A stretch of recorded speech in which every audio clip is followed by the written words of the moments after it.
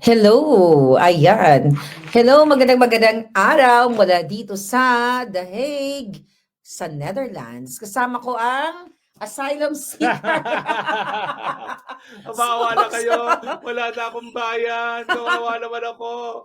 Buti Ayan. na lang nandito si Maharlika at papakainin ako. Pinakain na ako ng sapin-sapin. Yes, Kaya, dito lang ko kung siya hindi yan, nagsapin-sapin. pupunta pa ako doon sa bayan at manlilimos dahil ako isang asylum seeker. No? Yes. Pero alam mo, Maharlika, mag-ingat ang mga bangag dahil Ayan. ang huli tayong nagkasama ng buwan ng Hulyo, nayanig ang mundo dahil nagkaroon ng pruweba na bangag ang mga bangag. Yes. Anong pasasabukin natin maging magkasama na naman tayo sa Amsterdam?